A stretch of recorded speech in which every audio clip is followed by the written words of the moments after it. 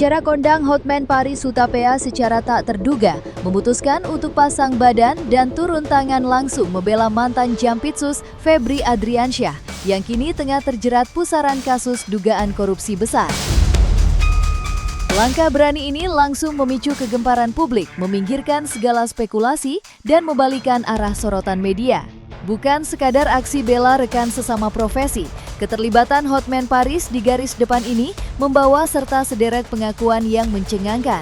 Mulai dari keputusannya untuk bertarung tanpa imbalan alias gratis, tudingan adanya permainan hukum yang melanggar KUHAP, hingga keberaniannya menyeret nama-nama besar di lingkaran kekuasaan tertinggi negeri ini. Mengapa Hotman Paris rela mempertaruhkan reputasinya demi seorang tersangka korupsi? Apa yang sebenarnya terjadi di balik layar pemeriksaan yang disebut-sebut syarat akan kejanggalan ini? Mari kita bongkar selengkapnya dalam 5 fakta mengejutkan di balik aksi Hotman Paris bela Febri Adriansyah.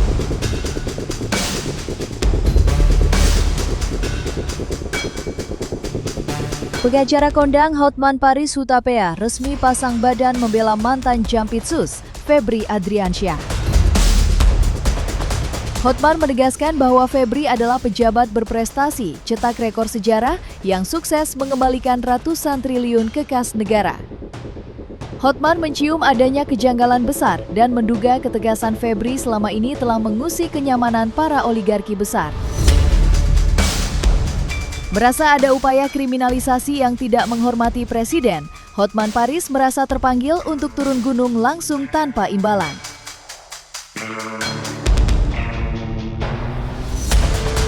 Yang pertama, benar bahwa hari ini Pak Febri sudah tanda tangani surat kuasa. Ya. Tahan bang, tahan. Ada 2 tim kuasa hukum, nanti saya kasih tahu. Ini dari tanda tangan beliau hari ini tanggalnya. Ya. Tahan bang. Beliau ini sekarang Jampitsus, lo tahu nggak transfer pricing itu? Dalam sejarah kejaksaan di Indonesia sejak zaman Majapahit, termasuk presiden-presiden yang sebelumnya, belum pernah ada kejaksaan, ya ini aja sudah 430 triliun yang terkumpul berupa uang cash masuk ke kas negara.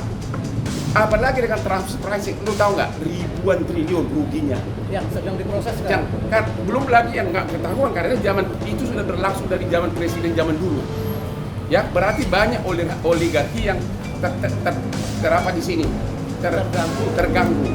Ya belum lagi kasus Petrol, ya si R yang lagi di Malaysia, belum lagi kasus MBG segala macam.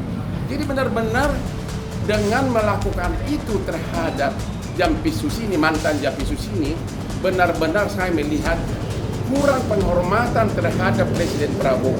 Itulah alasannya saya terpanggil.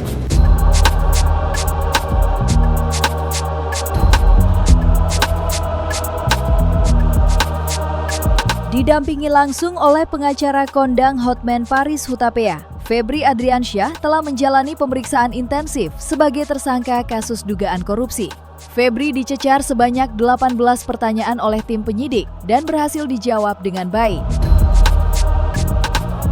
Meski berstatus tersangka, kejutan besar terjadi ketika diputuskan bahwa Febri Adriansyah tidak ditahan. Hotman Paris mengungkapkan bahwa kliennya sangat kooperatif, bahkan langsung mengundurkan diri demi menjaga profesionalitas pemeriksaan.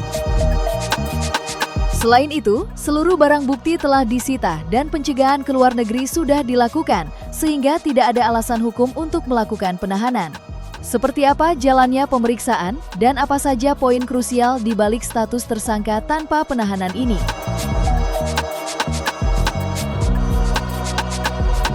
Hari ini sudah di BAP, tadi dari jam berapa tadi? Dari jam 9 sampai baru selesai. Ada 18 pertanyaan. 18 pertanyaannya sudah dijawab dengan baik dan kesimpulannya tidak ada penahanan. Diperiksa sebagai tersangka dan tidak ada penahanan hari ini. 18 pertanyaan. Tidak ditahan karena memang Anda sudah melihat sendiri. Anak SD pun mengatakan bahwa itu bukan tindak pidana. Belum ada bukti. Kami sudah mengajukan permohonan untuk tetap tidak ditahan. 1. Tadi dengan alasan karena beliau ini begitu ditetapkan tersangka mengundurkan diri. itu artinya kooperatif, mempersilahkan pemeriksaan secara profesional, tidak mau mengintervensi.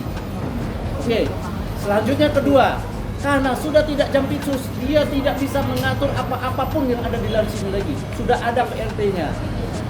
Ketiga, barang buktinya pun sudah dikuasai oleh penyidik. Apalagi itu alasan-alasan yang selama ini dikeluarkan oleh penyidik untuk melakukan penahanan. Yang terakhir, karena ada upaya hukum cekal, tidak perlu ditakutkan lagi dia keluar negeri.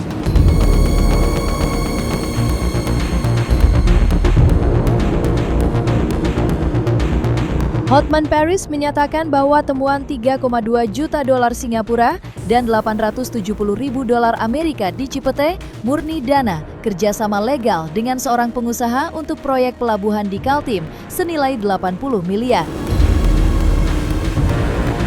Sehingga tuduhan suap dari Tanggian dipastikan tertolak secara hukum.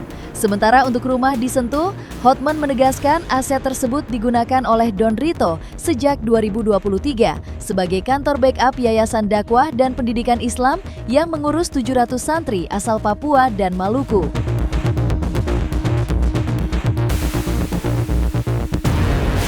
Sudah dibilangin tadi, sejak tahun 2022 itu sudah dibawa penguasaan dari klien dia Don Rito sebagai Don Rito atau Don King. Nah sekarang karena menyangkut uang itu kami tidak berhak menjawab. Silakan jawab dulu, Box. Menyangkut uang ya 5 juta dolar Singapura mau dihubungkan dengan barang bukti berupa uang yang ada di Cafe Cipete di tempat money changer, kemudian di rumah Sentul, itu pasti tertolak karena sumbernya bukan dari Tanggian. ada uang masuk 80 M mana? Di terangin deh, ini uang apa nih? Ada 80 miliar dari rekan bisnis dari kliennya dia, tapi saya tidak berhak menjawab masuk ke kliennya dia. Betapa kayanya kliennya dia, tapi lebih kaya saya. Jadi sekali lagi kami sampaikan, uang berupa dolar Singapura maupun dolar Amerika yang disita dari Cafe Cipete itu bersumber dari kerjasama dengan seorang pengusaha. Tapi mohon maaf, hari ini pun kami belum berani menyebut namanya. Untuk apa? Untuk membangun pelabuhan di Kalimantan Timur. Dan salah satu adalah Selain daripada uang yang ditemukan di kafe, juga ada transfer ke perusahaan dalam rangka kerjasama itu 80 miliar ya? berdasar perjanjian yang sah. Jumlahnya adalah kurang lebih 80 miliar. Jadi kami simpulkan, jika dihubungkan dengan uang yang ditemukan di kafe sebanyak 3,2 juta US dolar Singapura dan 870 ribu dolar Amerika, itu pasti bukan dari saudara Tan Kiang. Kami pastikan juga keterangan saudara Ferry Boboho yang mencoba dihubungkan dengan barang bukti itu pasti tertolak secara hukum. Itu firm. Kedua, jika dihubungkan dengan perkara suplai batu bara di PLN, itu juga pasti tertolak secara hukum. Sekitar tahun 2023, Don Rito meminta izin kepada pemilik untuk menggunakan rumah di Sentul sebagai backup operasional kantor yayasan. Kami ulang lagi, backup kantor operasional yayasan yang bergerak di bidang dakwah dan pendidikan Islam. Ini sudah bisa dibuktikan adanya sekitar 700 santri dari daerah Papua, dari daerah Maluku yang sekarang mondok di salah satu pesantren di Banten.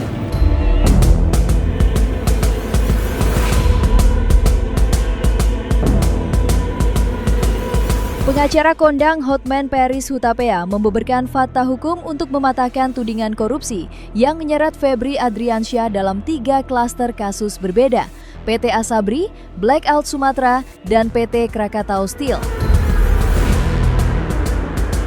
Hotman menegaskan seluruh konstruksi kasus tersebut tidak berdasar.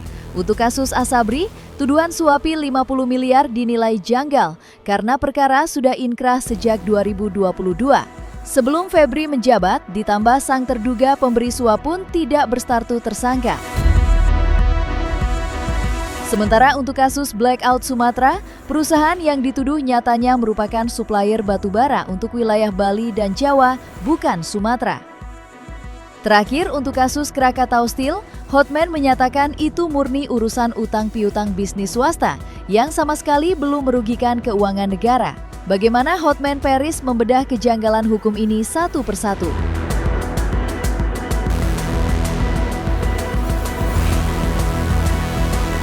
Hari ini hanya sebatas kepada kasus PT Asabri. Jadi sebagaimana ketahui ada 3 kasus, ya. Kasus pertama adalah PT Asabri, kasus kedua adalah kasus Blackout Sumatera, kasus ketiga adalah menyangkut PT Krakatau Steel. Putusan dari Asabri, putusan pengadilan PK sudah dilaksanakan, sudah inkrah, bahkan dari 22 triliun kerugian sudah dilelang, sudah kembali ke negara 12 triliun lebih. Sudah kembali ke negara 12 triliun lebih. Tidak ada juga pertanyaan soal gantian, ya. Jadi asetnya bahkan masih banyak lagi yang mau dilelang. Sehingga kalau ada tuduhan bahwa korupsi 22 triliun itu sudah salah total. Karena sudah dilelang, sudah kembali ke kas negara 12 triliun lebih. Itu kesalahan ketiga. Udah 3 ya.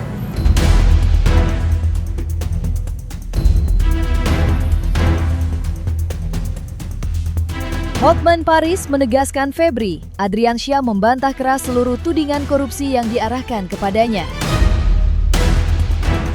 Hotman membongkar kejanggalan hukum yang mencolok, di mana sosok pemberi suap belum berstatus tersangka. Namun Febri, pejabat tinggi yang dibanggakan Presiden, justru langsung ditargetkan secara masif. Hotman mengkritik tajam prosedur penindakan yang dinilai mengabaikan KUHP demi panggung media sosial, mulai dari drama tukang kunci hingga penyebaran video sebelum ada pembuktian. Menurutnya, secara hukum, acara tidak ada alasan sah untuk menetapkan Febri sebagai tersangka.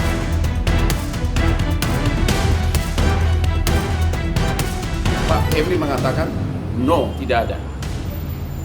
Dan sampai hari ini, Tan Kian belum jadi tersangka. Jadi bagaimana bisa pemberi suap bukan tersangka, sedangkan pejabat tinggi penegak hukum yang dibanggakan oleh Bapak Prabowo, ya nanti saya cerita kenapa saya mau ikutan di sini, langsung dijadikan tersangka. Lemari besinya aja sebelum dibuka sudah diviralkan. Ya. Bayangkan coba, lemari besinya aja belum terbuka sudah diviralkan.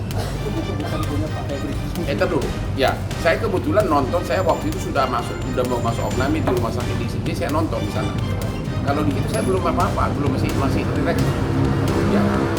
Sekarang saya mau tanya kepada kalian, ini jelas-jelas sudah KUHP yang baru yang dibikin oleh DPR, bahkan KUHP zaman Belanda pun sudah nggak ada artinya sama sekali, total.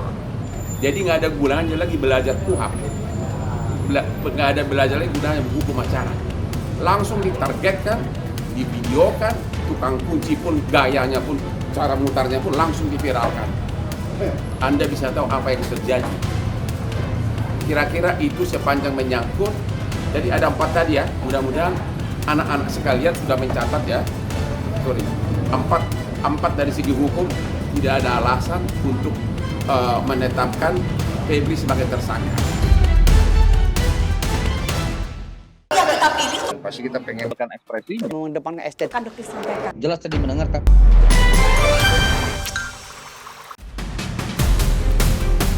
Dan jangan lupa untuk like, subscribe, dan juga share channel YouTube Cumi Cumi.